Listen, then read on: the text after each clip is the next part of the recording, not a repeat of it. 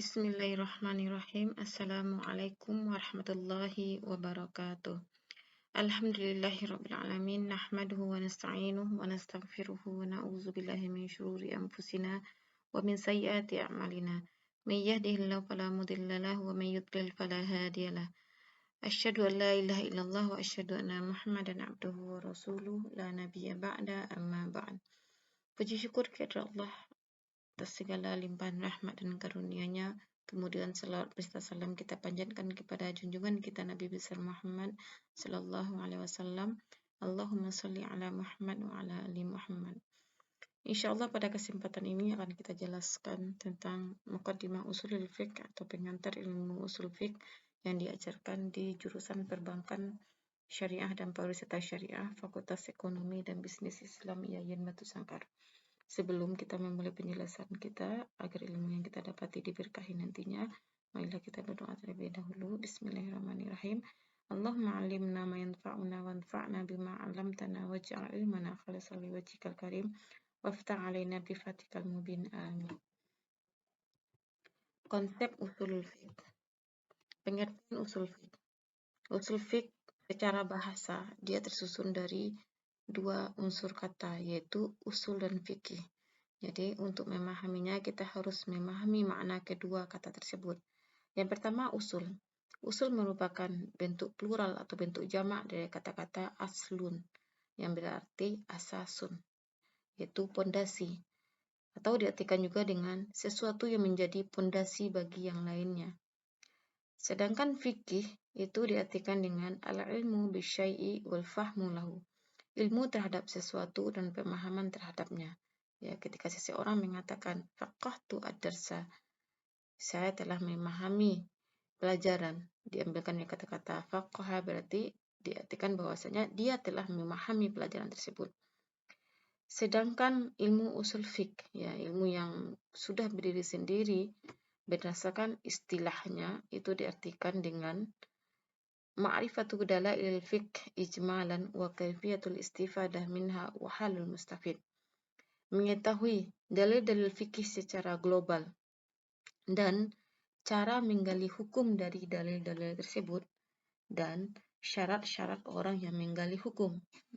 Jadi di sini nih dari pengertian yang dipaparkan oleh Imam Baidawi ini ada 3 poin penting yang merupakan objek kajian usul fiqh. Yang pertama, usul fiqh itu mengkaji dalil-dalil fikih secara global, ya, secara umum, yaitu Al-Quran, Sunnah, Ijma, dan Qiyas. Begitu juga usul fiqh itu mengkaji tentang cara menggali hukum dari dalil-dalil tersebut. Bagaimana cara menggali hukum dari Al-Quran dan Sunnah. Dan yang ketiga, usul fiqh mengkaji tentang syarat-syarat orang yang menggali hukum tersebut, yaitu syarat mujtahid. Karena di sana ada syarat yang ditetapkan oleh ulama yang dengan syarat tersebut seseorang bisa dikatakan kapabel dalam menetapkan hukum atau telah sampai ke derajat mujtahid. Dari pengertian usul fiqh yang dikemukakan di atas ada 3 cakupan ilmu usul fiqh. Ya, yang pertama, usul fiqh berbicara dalam tataran dalil-dalil fikih secara global, seperti Al-Quran, Sunnah, Ijma, dan Qiyas. Jadi usul fiqh tidak mengkaji dalil secara terperinci sebagaimana fikih. Yang kedua, usulul fiqh berbicara tentang metode dalam menetapkan hukum dari dalil-dalil global tersebut. Ya, bagaimana cara menetapkan hukum dari Al-Quran dan Sunnah. Dalam kajian metode ijtihad ini, supaya memudahkan ulama dalam menetapkan hukum dari dalil-dalil di atas atau dalil Al-Quran dan Sunnah, maka ulama usul fiqh merumuskan kaedah-kaedah yang dinamakan dengan al-qawaid usuliyah, kaedah usul. Ya, jadi ketika seseorang membaca ayat atau hadis, itu otomatis dia tidak langsung memahami hukumnya. Ya, ada metode khusus dalam memahami hukum yang ada di teks tersebut. Untuk memudahkan memahami atau menggali hukum dari teks syara atau Al-Quran dan Sunnah, maka ulama usul fiqh membuat kaedah usuliyah atau qawaid usuliyah. Ya, contohnya di sini nih al-aslu fin nahyi lit-tahrim, ya. Asal bagi sebuah pelarangan adalah mengharamkan. illa ma dallat dalilu ala ghairihi, kecuali ada dalil yang memalingkan ke makna lain. Ya, sebagai contoh bisa kita ambil ayat a'udzubillahi minasyaitonirrajim, wala taqrabuz zina, jangan kamu dekati zina.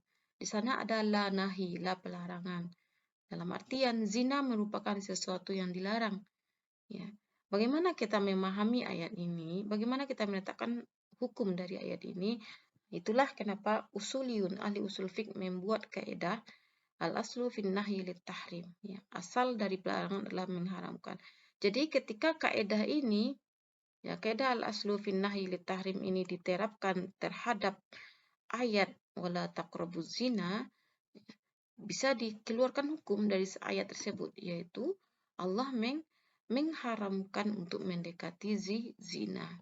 Ya. Yang ketiga, usul fiqh berbicara tentang syarat seorang mujtahid hingga ia bisa dikatakan kapabel dalam menetapkan hukum. Di sana ada beberapa syarat yang harus dimiliki oleh seorang ulama agar dia bisa sampai ke derajat mujtahid dan dibolehkan dalam menetapkan sebuah hukum. Ya. Jadi dari pengertian di atas bisa kita simpulkan bahwasanya objek kajian usul fiqh itu ada 4 ini. Ya. Yang pertama dalilul hukmi. Ya, usul fiqh mengkaji tentang dalil hukum secara global, sebagaimana disebutkan tadi, yaitu Al-Quran, Sunnah, Ijma' dan Qiyas. Usul fiqh juga mengkaji tentang turukul istinbat, metode menetapkan hukum. Ya, metode menetapkan hukum ini akan kita kaji di pembahasan selanjutnya. Ada dengan cara menetapkan kawaid usuliyah lugawiyah, kaidah-kaidah usul yang berkaitan dengan ketatabahasaan. Sana akan dibahas tentang makna am dan khas, umum dan khusus, mutlak, muqayyad, ya, al-amr wan nahyu. Bisa juga dengan cara kawaid usuliyah tasyri'iyah, ya, dengan menetapkan hukum dengan memahami maqasid syariah, tujuan pensyariatan hukum secara umum, dan ta'arud al-adillah, pertentangan antara dalil. Terus yang ketiga, usul fiqh mengkaji tentang mujtahid, ya, orang yang menetapkan hukum. Apa aja syarat seseorang bisa dikatakan mujtahid.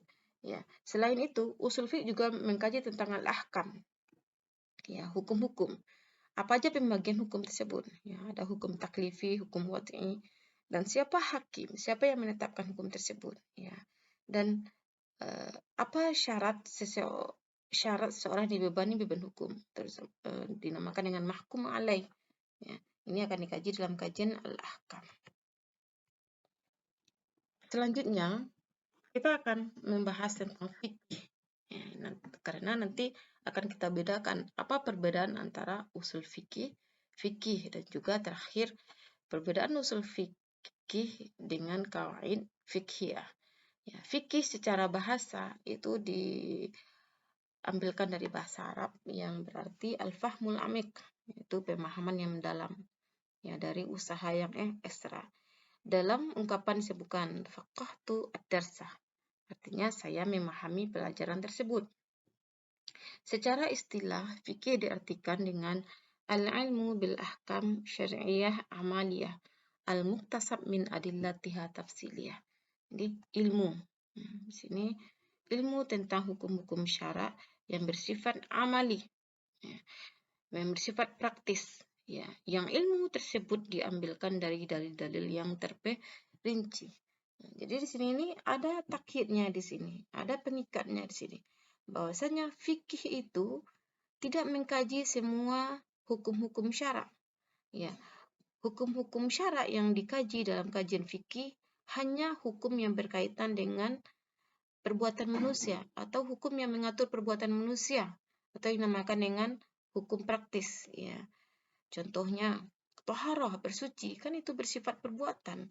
Itu juga sholat, puasa, zakat. Ya. Yang mana ilmu tentang hukum-hukum ini digali atau dihasilkan atau ditetapkan dari dalil-dalil syarak yang terperinci. Ya, maksudnya dalil yang terperinci ini, satu hukum diambilkan dari sebuah dalil. Contohnya, kewajiban sholat diambilkan dari dalil aqimus sholah. Ya. Berbeda dengan usul fiqh. Usul fiqh tadi mengkaji tentang dalil-dalil secara global. Sedangkan fikih itu dia mengkaji dalil secara terperinci di sini.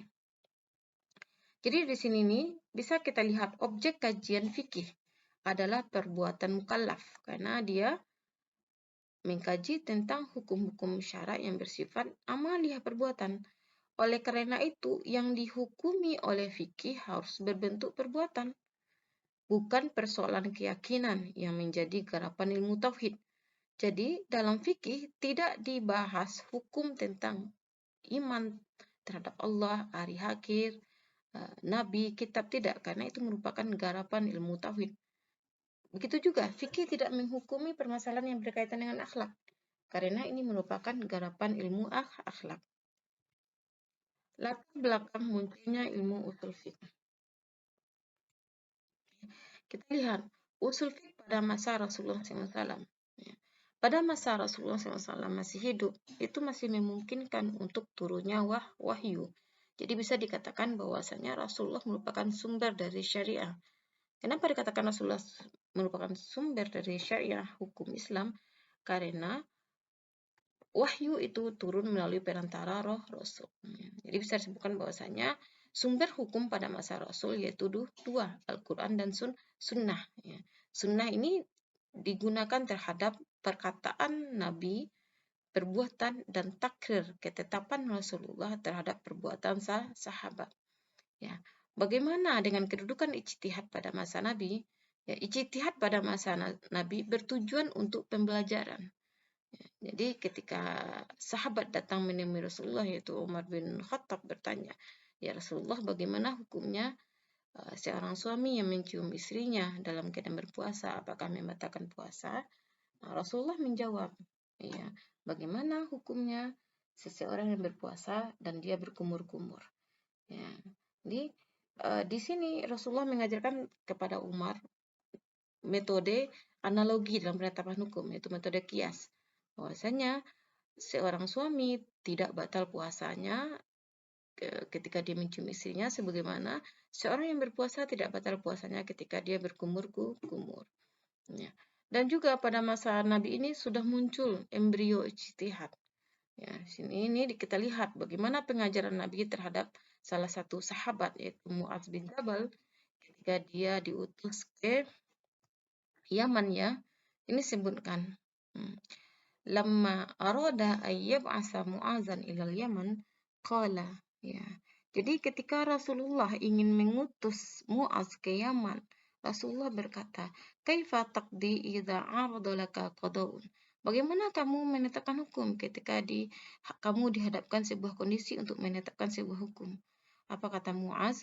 Aqdi bi kitabillah. Saya akan menetapkannya dengan kitab Allah, yang maksudnya dengan di sini ini Al-Qur'an.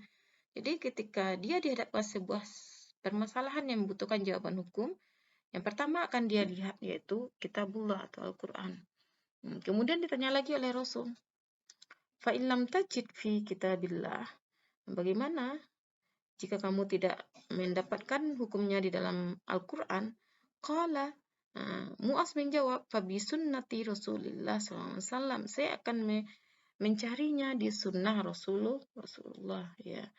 Qala fa illam tajid fi sunnati Rasulillah sallallahu alaihi wasallam. Bagaimana jika kamu tidak mendapatkan hukumnya dalam sunnah Nabi? Wala fi kitabillah, dan begitu juga kamu tidak mendapatkan hukumnya dalam Al-Quran. Qala, Mu'az menjawab, ajtahidu ra'yi. Saya akan berijtihad dengan ra'yi, akal saya. Wala al-wuda, saya tidak akan berlebih-lebihan. Fadaraba Rasulullah sallallahu alaihi wasallam sadrahu. Maka Rasul memukul dadanya wa qala alhamdulillahilladzi waffaqa Rasulillah lima yurdi Rasulullah. Jadi sini ini disebutkan bahwasanya Rasulullah senang, ridho dengan jawabanmu Mu'az. Bahwasanya ketika dia dihadapkan terhadap sebuah permasalahan, yang pertama dia akan melihat terhadap Al-Quran. Apabila tidak ditemukan dalam Quran, dia akan menggalinya di sunnah. Apabila dia tidak menemukan hukumnya di sunnah, dia akan berijtihad dengan pendapatnya, dan di sana disebutkan tidak berlebih-lebihan karena ada batasan seseorang menggunakan akal dalam berijtihad. Di sini ini merupakan hadis ini menunjukkan bahwasanya Rasulullah sudah mengajarkan kepada Muaz, ya, dengan membenarkan perkataan Muaz itu Rasulullah mengajarkan kepada umatnya bahwasanya beginilah langkah-langkah yang harus diikuti dalam penggalian sebuah hukum. Ya. Bagaimana dengan usul fik pada masa sahabat? Ya. Masa sahabat di sini ini sudah muncul permasalahan-permasalahan baru yang itu tidak ditemukan dalil hukumnya di Al-Quran dan Sunnah. Ya. Yang pertama, Abu Bakar Siddiq memerangi orang-orang yang enggan membayar zakat. Ya.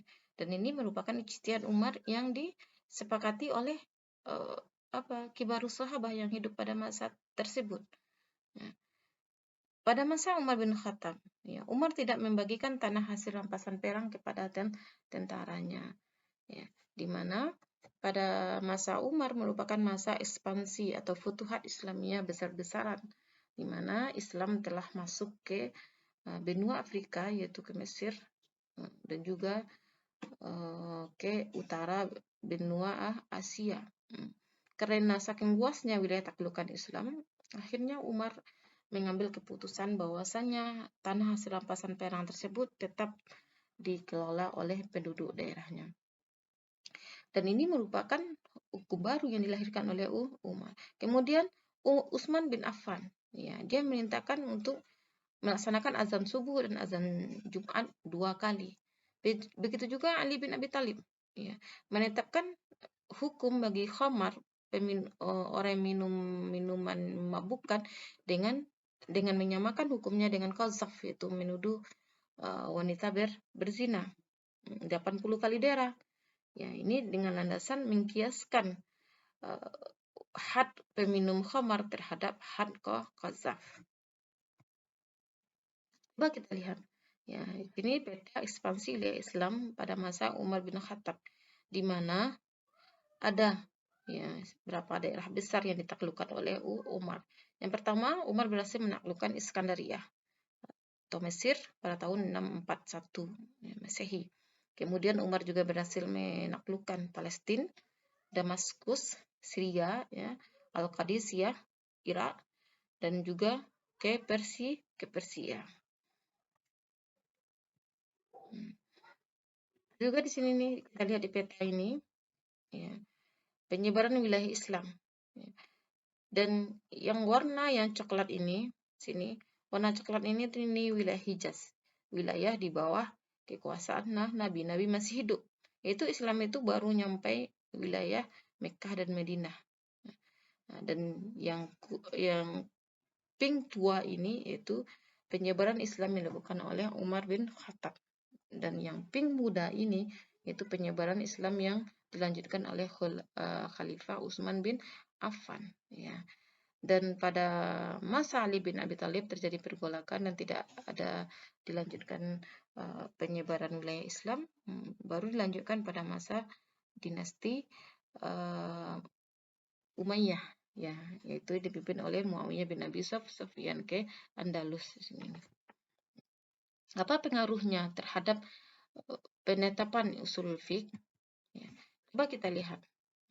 Wilayah-wilayah yang ditaklukkan ini, ya, ini merupakan wilayah-wilayah yang tidak memakai bahasa Arab. Sini nih, coba lihat. Ya, Kairo, Mesir itu tidak memakai bahasa Arab. Dia merupakan wilayah musta'arabah, ya, yang diarabkan. Begitu juga Afrika Utara, Andalus, ya, Spanyol, itu mereka tidak berbicara bahasa Arab. Begitu juga Persia, ya, mereka tidak memakai bahasa Arab. Tentunya masuknya Islam ke wilayah ini dan semakin banyaknya umat atau masyarakat penduduk yang menganut Islam, dan wilayah-wilayah ini merupakan wilayah-wilayah yang dalam pergaulannya udah maju dari wilayah Hijaz, tentu muncul permasalahan-permasalahan baru yang butuh jawaban hukumnya. Jadi karena mereka membutuhkan jawaban hukumnya, ya, akhirnya pada masa tabi'in lahirlah dua madrasah, yaitu yang pertama madrasah hadis dan madrasah ro'i. Ya. Madrasah hadis ini yaitu istilah yang digunakan terhadap penduduk Makkah dan Madinah. Ya. Karena apa? Karena mereka dalam menetapkan hukum itu lebih banyak menggunakan hadis. Ya, kenapa mereka lebih banyak menggunakan hadis? Karena Makkah dan Madinah merupakan pusat penyebaran Islam. Rasulullah berada di sana dan para sahabat banyaknya tinggal di sana. Ya, yang akhirnya ya ahlul ra'yi ini madrasah hadis ini, ahlul hadis ini diikuti oleh Imam Malik, Imam Syafi'i dan Imam Ahmad bin Hambal. Ya. Jadi Imam Syafi'i inilah yang nanti yang pertama menulis kitab usul fiqh dalam kitabnya Ar-Risalah. Kemudian Madrasah Ra'yi. Ya, Madrasah Ra'yi ini berkembang di Kufah dan Basrah. Ini daerah Irak. Kalau kita lihat di peta tadi, Irak itu jaraknya sudah jauh dari wilayah Hijaz. Ya, dan para sahabat hanya beberapa orang di sana. Jadi ketika pola kehidupannya udah canggih dan mereka perlu jawaban hukum terhadap permasalahan-permasalahan baru yang muncul, sedangkan hadis yang ada di tangan mereka atau yang sampai ke mereka hanya sedikit, akhirnya mereka menetapkan hukumnya lebih banyak menggunakan qiyas atau logika. Ya, ini yang disebut dengan aliran fuqaha. Ya, yang nantinya ya aliran ini yang diikuti oleh Imam Abu Hanifah dan Imam Syafi'i dalam mazhab qadimnya. Kegunaan mempelajari usul fiqh. Ini ada beberapa poin, 4 poin yang bisa kita simpulkan dari faedah mempelajari usul fiqh. Yang pertama, mengetahui metode ijtihad. Jadi ketika kita sudah mengetahui usul fiqh, kita mengetahui metode seorang ulama dalam menetapkan sebuah hukum. Yang kedua, mengetahui sumber perbedaan fuqaha.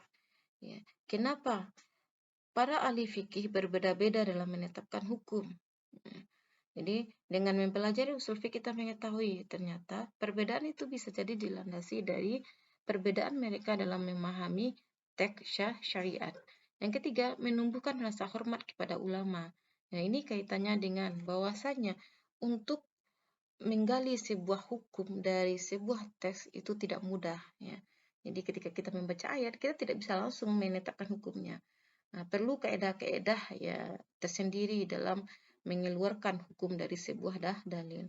Terus yang keempat, membentuk dan mengembangkan kemampuan berpikir logis. Materi terakhir yaitu perbedaan usul fikih, dan qawaid fikih atau kaidah fikih. Untuk membedakan ketiganya, kita akan paparkan terlebih dahulu apa itu kaidah fikih. Dan insya Allah kajian rincinya akan kita bahas di pembahasan selanjutnya. Kaidah fikih diartikan dengan aslun fikhiyun kulliyun yatadammanu ahkaman tasyri'iyatan 'amatan min abwabin muta'addidatin fil qadaya allati tadkhulu tahta mawdu'ihi. Kaidah fikih diartikan dengan asal atau pondasi fikih yang bersifat umum, yang mencakup hukum-hukum syariat yang bersifat umum dari berbagai bab fikih dari berbagai permasalahan-permasalahan yang semuanya tergabung dalam tema atau pondasi tersebut. Ya, jadi bisa kita lihat di sini nih bahwasanya kaidah fikih ini merupakan pondasi fikih. Sebuah pondasi yang di bawahnya itu mencakup atau menaungi hukum-hukum fikih yang banyak. Hukum-hukum fikih yang banyak yang dinaungi oleh sebuah kaidah ini itu diambilkan dari bab-bab fikih yang berbeda-beda. Contohnya, kita lihat kaidah al-umuru bimaqasidiha. Setiap perkara tergantung kepada niatnya. Jadi kaidah al-umur bimaqasidiha itu membawahi permasalahan-permasalahan fikih yang begitu banyak dari berbagai bab fikih yang terikat dengan ilat yang sama, yaitu yang terikat dengan niat. Contohnya aja, salat asar memiliki jumlah rakaat yang sama dengan salat zuhur. Yang membedakannya adalah niatnya. Yang ini penerapan kaidah ini dalam bidang ibadah. Begitu juga, semua pemberian memiliki bentuk yang sama. Yang membedakannya sebuah pemberian dikatakan hibah. Hibah itu pemberian dengan cuma-cuma, atau hadiah pemberian dalam rangka apresiasi, atau sedekah pemberian karena orang tersebut membutuhkan. Yang membedakan ketiganya adalah niat si pemberi. Ya, ini dalam bidang muamalah. Bahwasanya pemberian baik berbentuk hibah, hadiah atau sedekah itu bentuknya sama, tapi membedakannya adalah niat. Jadi ini salah satu penerapan dari kaidah al-umur bimaqasidiha dalam bidang muamalah. Kita lihat penerapan lainnya dalam bidang ibadah yaitu taharah. Contohnya tayamum. Ya, tayamum merupakan cara atau metode dalam menghilangkan hadas kecil dan hadas besar ketika tidak ada air. Ya, tata caranya sama. Yang membedakannya apa? Yang membedakannya niat. Ya. Jadi bisa disimpulkan bahwa kaidah fikih bersifat kulli atau umum yang dirumuskan dari fikih-fikih yang sifatnya juz'i atau partikular. Jadi singkatnya kita sebutkan di sini bahwasanya ketika usul fikih sudah melahirkan fikih, ya, dan permasalahan fikih itu sudah semakin banyak dan tidak tercover lagi dan susah untuk menguasai semuanya. Nah, maka ulama mencari cara bagaimana permasalahan fikih yang banyak itu mudah dikuasai oleh ulama atau orang awam, yaitu dengan menetapkan kaidah-kaidah. Dan kaidah ini masing-masing kaidah ini menaungi permasalahan fikih atau hukum-hukum fikih yang memiliki ilat atau kemiripan dalam ilatnya. Perbedaan secara lebih detail antara usul fikih dan kaidah fikih yaitu usul fikih berisi kaidah-kaidah yang dijadikan alat untuk menggali hukum syara dari sumber hukum yaitu Al-Quran dan hadis. Ya. Sebagaimana disebutkan tadi bahwasanya usul fikih itu melahirkan kaidah usul. Kaidah usul itu nanti yang diterapkan terhadap dalil yaitu Al-Quran dan hadis hingga lahirlah sebuah hukum. Sedangkan fikih merupakan langkah lanjutan dalam menghasilkan produk hukum. Ketika kaidah usul sudah ditemukan oleh usuliyun atau ahli usul fikih, kaidah tersebut diterapkan oleh ahli fikih terhadap teks. Dari penerapan kaidah terhadap teks, maka ahli fikih bisa mendapatkan sebuah hukum. Kaidah fikih yaitu pengikat dan penghubung antara kasus-kasus fikih yang serupa. Perbedaan secara hierarkinya, urutan kemunculannya, yang pertama yaitu usul fiqh. Dari usul fiqh, maka akan melahirkan fikih atau berupa produk hukum. Ya. Sementara munculnya kaidah fikih yaitu setelah adanya hukum-hukum fikih. Jadi setelah ada hukum-hukum fikih yang banyak, kemudian dikelompokkan oleh ulama berdasarkan kemiripan ilat atau sebab hukumnya yang permasalahan yang mirip yang tergantung terhadap niat diikat oleh kaidah al-umur bimaqasidiha dan permasalahan lainnya yang memiliki kemiripan yang berkaitan dengan masyaqqah itu diikat oleh kaidah al-masyaqqah tajlibut taisir. Seperti itu. Ya, jadi kaidah fikih ini bisa dikatakan kaidah yang mengelompokkan permasalahan-permasalahan fikih hingga kita mudah membaca permasalahan fikih tersebut. Objek kajian usul fikih adalah dalil-dalil syar'i. Nah, sedangkan kaidah fikih objek kajiannya yaitu perbuatan mukallaf. Usul fikih menggunakan pola pendekatan deduktif. Maksudnya umum ke khusus. Ya, sebagaimana contoh yang kita terapkan tadi. Umum ini berupa kaidah. Ya, contohnya al-aslu fil amri lil wujub. Hukum asal dalam perintah itu untuk kewajiban. Nah, kaidah umum ini diterapkan ke permasalahan khusus. Contohnya aqimus shalah, dirikan salat. Akhirnya apa? Ditemukan bahwasanya salat itu hukumnya wajib karena kaidah mengatakan asal dari perintah itu menunjukkan hukum wajib. Sedangkan kaidah fikih muncul melalui pendekatan induktif yaitu khusus ke umum. Ya, khusus ke umum ini maksudnya dikumpulkan permasalahan fikih yang memiliki kemiripan kemudian diikat oleh sebuah kaidah. Nah, jika kita lihat di sini nih seperti rancinya. Ilmu usul fiqh yaitu ilmu yang mengkaji dalil-dalil global yang melahirkan kaidah-kaidah usul, turuk istimbat, metode penetapan sebuah hukum dan mengkaji tentang pelakunya, siapa yang berhak menetapkan hukum tersebut. Usul fiqh dilanjutkan oleh fikih yaitu usaha memproduk hukum dengan menggunakan kaidah usul fiqh yang kemudian melahirkan produk hukum berupa hukum fikih. Ya. Kaidah fikih, kaidah yang membawahi atau mengikat permasalahan-permasalahan fikih dari berbagai bab fikih yang memiliki kemiripan dalam ilat atau sebab hukum. Jadi dari hierarki keberadaannya temukan bahwasanya ilmu usul fiqh, ya, usul fiqh melahirkan fikih, produk hukum. Kemudian produk hukum ini nantinya dikaji lagi akan melahirkan kaidah fikih. Itulah penjelasan tentang pengantar ilmu usul fiqh. Semoga bisa dipahami. Silahkan dieksplorasi lagi pengetahuannya dengan baca referensi lainnya. Kita tutup penjelasan hari ini dengan bacakan doa kifaratul majlis. Subhanakallahumma wa bihamdika asyhadu an la ilaha illa anta astaghfiruka wa atubu ilaik. Wabillahi taufiq wal hidayah. Wassalamualaikum warahmatullahi wabarakatuh.